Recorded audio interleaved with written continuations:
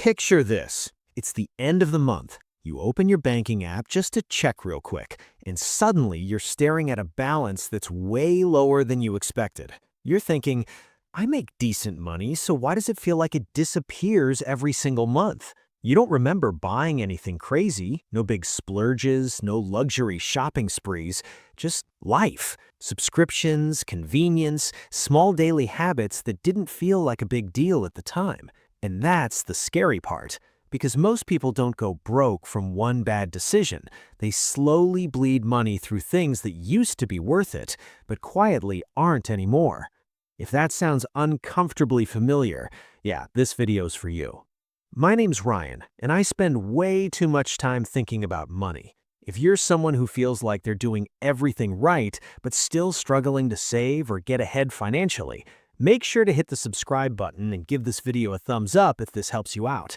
Because today, we're talking about 10 things that are no longer worth your money. Not because they're evil, not because you're stupid for buying them, but because the math has changed and most people haven't noticed.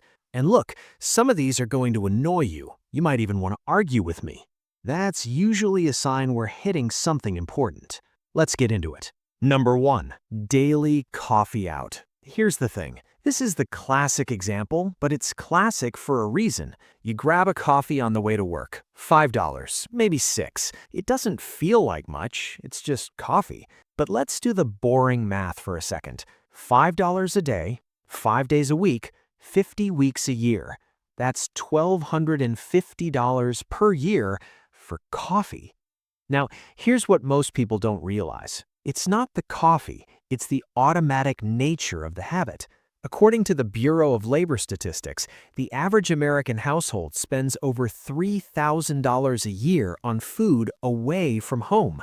A huge chunk of that is drinks and convenience purchases. And psychologically, this one is dangerous because it's tied to routine and comfort. You're not deciding to spend money, you're just following a script. Now, you might be thinking, Ryan, I enjoy my coffee. Life is short. I agree, but here's the smarter move. Make coffee at home most days. Pick 1 or 2 days a week where you buy it intentionally. Same enjoyment, way less damage. Number 2, multiple streaming subscriptions. Look, I love Netflix, I love YouTube, I love background noise, but at some point, streaming went from cheap entertainment to silent budget killer.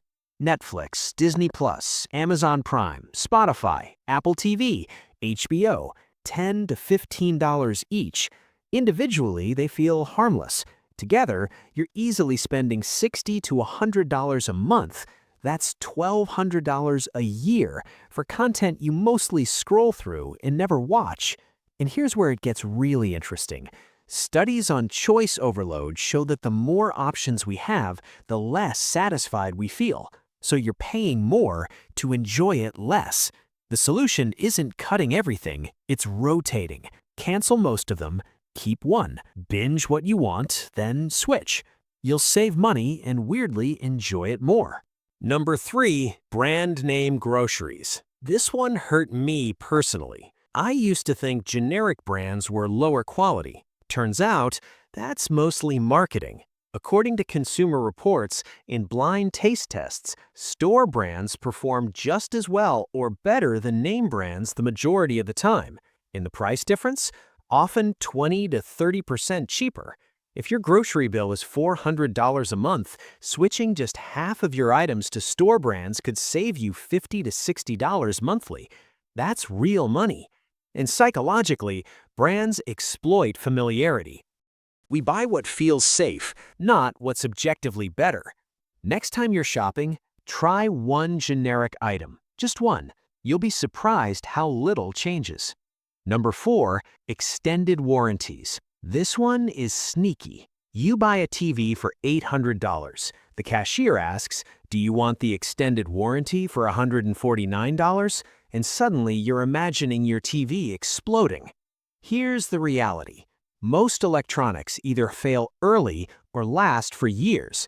Extended warranties are insanely profitable because statistically, you won't use them. Consumer advocacy groups have repeatedly shown that extended warranties cost more than the repairs they cover, on average. Here's the smarter move. Skip the warranty. Put that money into a small emergency fund instead. You self-insure, and you keep control. Number 5. Fast fashion. Here's what most people don't realize. Cheap clothes aren't actually cheap. A $10 shirt that lasts 5 washes costs more per wear than a $40 shirt that lasts 5 years. Fast fashion thrives on impulse and identity. You're not buying clothes, you're buying the feeling of being new, and then it falls apart. According to industry data, the average American throws away around 80 pounds of clothing per year. That's money in the trash.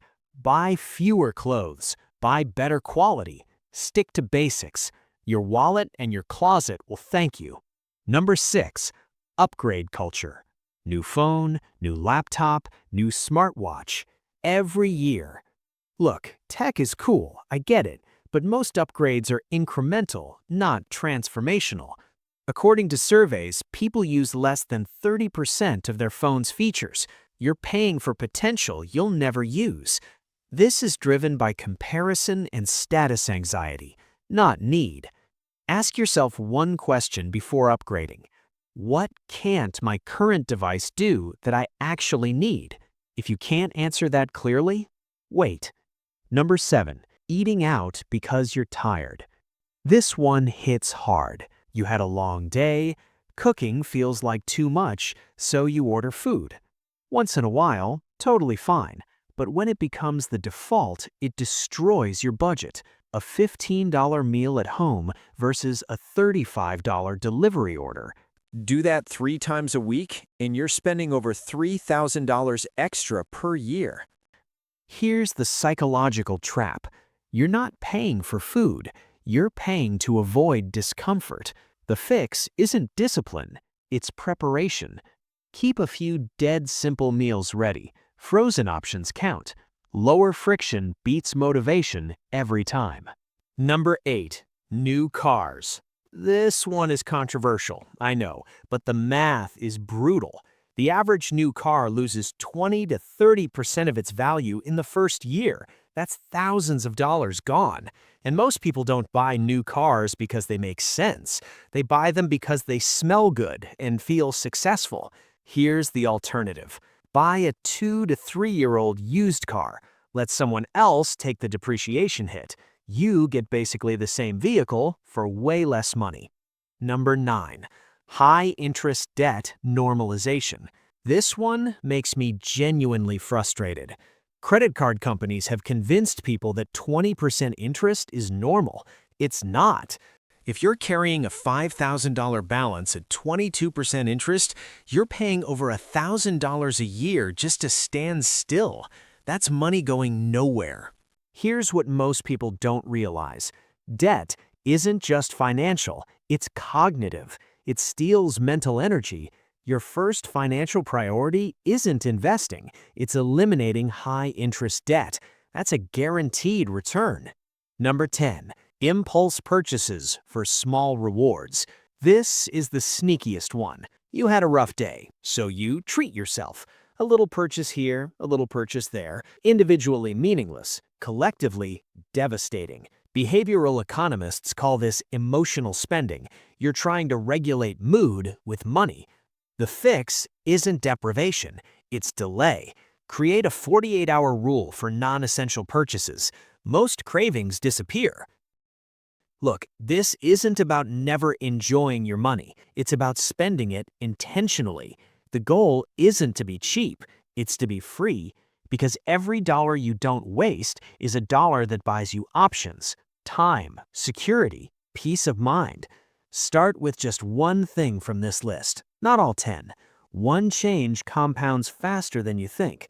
If this video helped you see your money a little differently, hit the like button, subscribe for more practical money content, and let me know in the comments which one surprised you the most. Your future self is counting on the decisions you make today. I'll see you in the next one.